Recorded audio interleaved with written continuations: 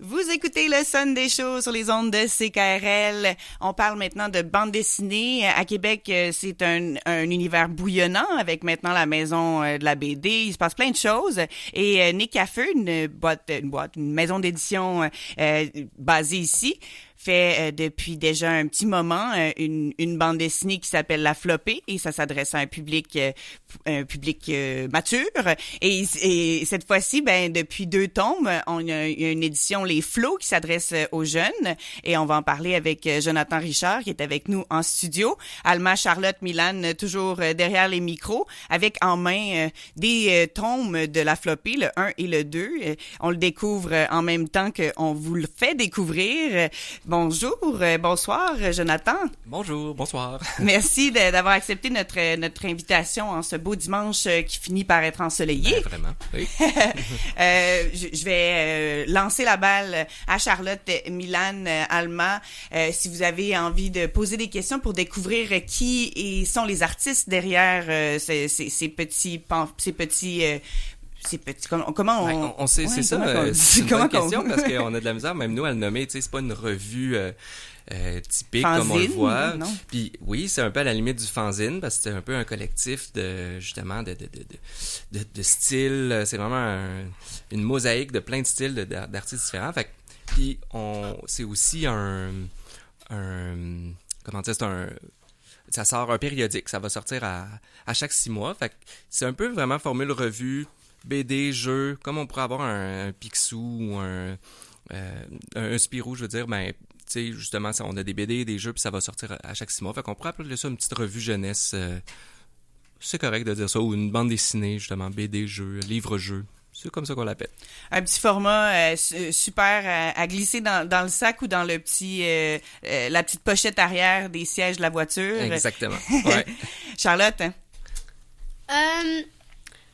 C'est quoi qui t'a donné le goût de faire une version pour les enfants? Ben oui, c'est une très bonne question. Quand on vendait la Flopée, celle qui est tout public, il y en a beaucoup qui étaient avec leurs parents qui disaient « Ah, c'est pour moi aussi ». On disait « C'est sûr que la Flopée, tu sais, c'est assez tout âge, mais c'était attirant à cause des dessins, à cause des couvertures. On a un univers très coloré déjà. Puis là, on s'est dit, on aimerait ça leur parler à ces jeunes-là, puis on en a des histoires à raconter pour ces jeunes-là.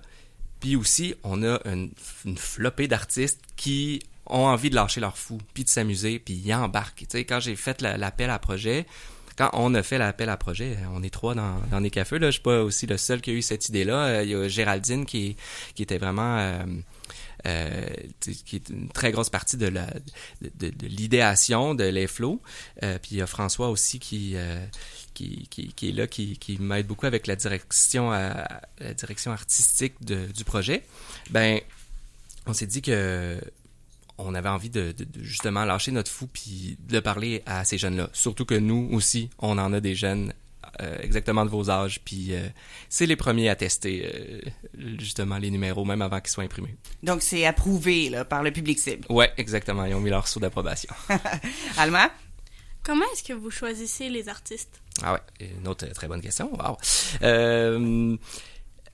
Ceux qui ont participé à la Flopée, c'est tous ceux à qui on a fait l'appel, justement. Il y en a une trentaine maintenant là, qui participent avec nous. Ils ont presque tous répondu oui. Donc là, ce qu'on a fait pour les derniers numéros, il y en a la moitié qui ont participé pour les flots numéro 2, puis une autre moitié qu'on a pris pour les flots numéro 3 qui s'en vient en novembre. Fait que c'est ça. Milan, vas-y. Pourquoi vous avez décidé dans les flots de pas mettre vraiment de couleurs? Ouais, la couverture est colorée, mais à l'intérieur, c'est en noir et blanc. C'est voulu aussi. On trouve que la bande dessinée, ça s'exprime bien en noir et blanc, mais aussi, puis on sent que le papier aussi, quand on parlait de magazine, qui est pas tout à fait un magazine, c'est que le papier il est pas glacé. C'est parce qu'on invite à dessiner dedans. Il y a des labyrinthes, il y a des mots cachés. C'est comme un livre à colorier au final. Exactement, il y a des cherches et trouves. Il y a même, tu sais, justement, Christine Lavallée a fait une super planche dans le 2e où c'est le café chez Chat Félin, chez Chat Pizza. Puis il y a même une petite ligne de pointillé avec un petit ciseau. Parce que quand tu vas l'avoir colorié, on t'invite à le coller sur le mur de ta chambre, tu sais, parce que c'est ça, on t'invite à jouer avec le livre. Il y a même des pages où on t'invite à découper faire une espèce de bonhomme de Monsieur Patate. Tu peux découper les yeux, les bouches, des chapeaux, puis tu décores ta pizza. Puis ça aussi, tu sais, on t'invite à envoyer la création, à nous l'envoyer par courriel, parce que on va peut-être justement déclarer un gagnant et faire tirer un prix avec ça. Fait que on invite vraiment à jouer avec le livre, puis à gribouiller dedans. Tu sais, c'est pour ça aussi qu'il est juste broché, parce que ça ouvre bien à plat. On dessine dedans, on le glisse dans le sac, puis voilà. Est-ce que c'est difficile d'avoir une diversité de jeux et de BD? Oui et non, parce que on est très créatif. Nos artistes ont vraiment des bonnes idées. C'est sûr que des fois, on a 2 fois la même idée, 2 cherchent et trouvent, puis on se dit, essaye une autre idée, essaye un autre truc, puis ça arrive, puis on a même des... Il y a des jeux là-dedans que j'ai jamais vu ailleurs, là, de décoder des énigmes ou des trucs plus communs, justement des rébus ou des labyrinthes, comme j'ai dit, là. Fait que on a vraiment de tout, puis on a encore plein d'idées pour les prochains. Dans la flopée, on sent bien Québec dans l'identité des contenus. Oui. Est-ce qu'on le sent dans les flots aussi ou pas nécessairement? Pas nécessairement. C'est un petit peu plus touche à tout. On va vraiment dans l'univers du thème. Fait que c'est vraiment par numéro. Là, on choisit un thème. Le premier, c'était odeur. Le deuxième, pizzaghetti. Le troisième, ça va être le vide, l'espace et tout ce que ça peut évoquer. Je trouve qu'on va toucher des belles des beaux sujets, justement, parce qu'on vise de 8 à 14 ans ou de 7 à 12 ans, là, ça dépend. Puis mais je trouve que justement dans le vide, on va aller toucher des sujets un petit peu plus pré-ado, alors que dans d'autres numéros, on va être un petit peu plus slapstick, un petit peu plus funny, puis ça peut toucher des gens plus jeunes. Fait qu'il y a vraiment de tout. Puis ouais. Est-ce que vos thèmes ont été réfléchis par votre comité de jeunes? C'est sûr que je lance les idées pour voir qu'est-ce qui accroche, mais j'ai une bonne liste, là. J'ai une bonne liste pour les prochains. Je pense qu'il va falloir que je vois aussi les échos de qu'est-ce qui a fonctionné, puis en marché ou en festival, de voir des voir étaler les différents thèmes. Ça plaît plus ça va plaire à mon neveu. Puis ça, ce sujet-là va peut-être plus fitter avec ma fille, puis ça va être de voir aussi qu'est-ce qui fonctionne bien dans le futur aussi. Vous pensez que c'est quoi la meilleure chose dans votre revue? Hey, c'est une bonne question. C'est sûr qu'on a des artistes qui sont vraiment le fun à découvrir, là. Il y a Stéphanie Turgeon-Girard qui a fait une plus grande histoire, là, si on veut, ça serait la grande histoire dans le premier, c'est le loup-garou de Cap-Rouge. Moi, je trouve que c'est vraiment, ça joue avec une espèce de fable connue, là, à propos des loups-garous, mais qui touche justement un quartier de Québec. Ça, c'est un petit clin d'œil justement à Québec, puis je trouve qu'il y a un beau petit punch à la fin. Moi, je trouve que c'est vraiment une belle histoire, puis Stéphanie travaille avec le pointillisme, fait que c'est vraiment du stylo, point à point, chaque point est fait, et ça, c'est vraiment un travail de moine, puis ça m'impressionne beaucoup pour son travail. Puis la couverture du deuxième aussi, là, je peux pas ne pas la nommer, là, mais Sarah-Ève Tremblay qui a fait un super travail pour ça. C'est vraiment le fun de travailler avec ce monde-là. Ils sont ouverts à la critique, ils sont ouverts à se faire challenger dans leurs idées. Fait que c'est le fun parce que c'est pas mal des artistes de la relève qui commencent en bande dessinée. Fait que cette ouverture-là à se faire critiquer ou à pousser leurs idées plus loin, nous, en tant que maison d'édition, c'est vraiment le fun à travailler avec ces gens-là. Ils viennent de Québec ou pas nécessairement? Oui, puisque c'est toutes les mêmes que la flopée. On continue d'encourager le monde d'ici de se bâtir une communauté à Québec. Fait que c'est encore ça le but, ouais. Est-ce que vous pensez qu'à un moment, ce sera plus possible de faire des nouvelles revues?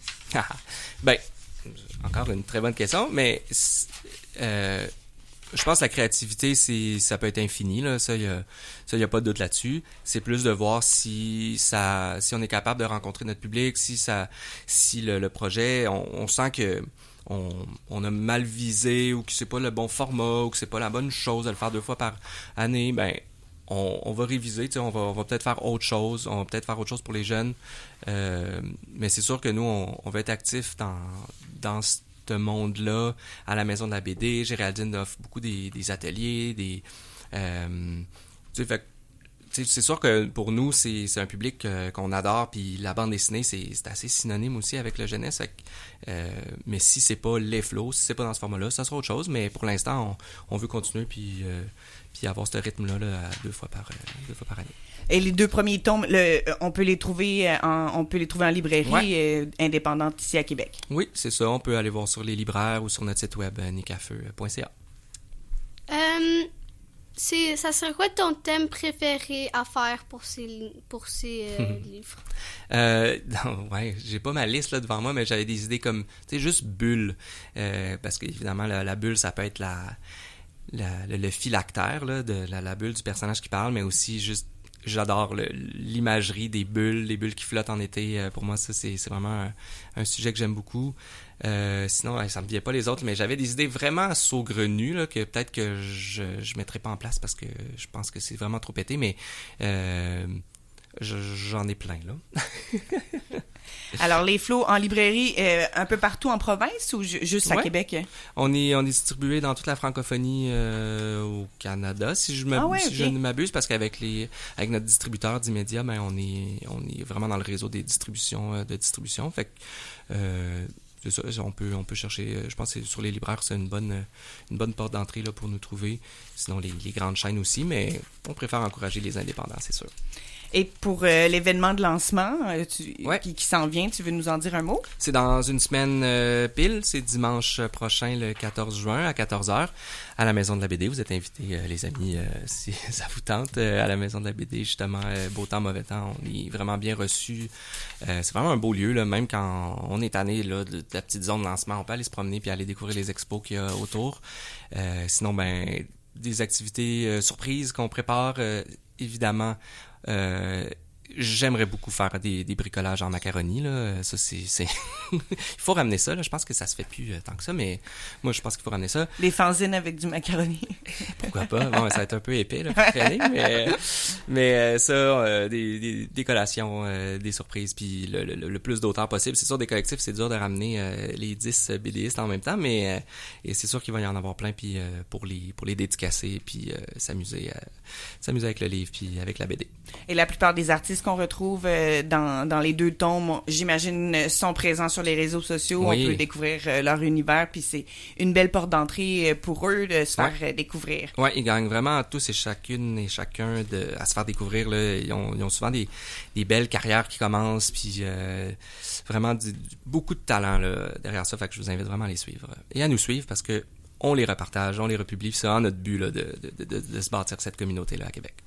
Merci beaucoup, Jonathan Richard, d'être venu nous faire découvrir les flots. Le lancement, on le répète, à 14h la semaine prochaine, dimanche, au Centre d'interprétation historique de Sainte-Foy, qui est maintenant la maison de la BD et qui est ouverte à l'année. Suivez, il y a même une page Facebook maintenant, Maison de la BD, pour avoir toutes les informations des événements qui vont se dérouler aussi pendant tout l'été là-bas. Je pense qu'il y a jamais de pause pour la maison de la BD. Merci beaucoup.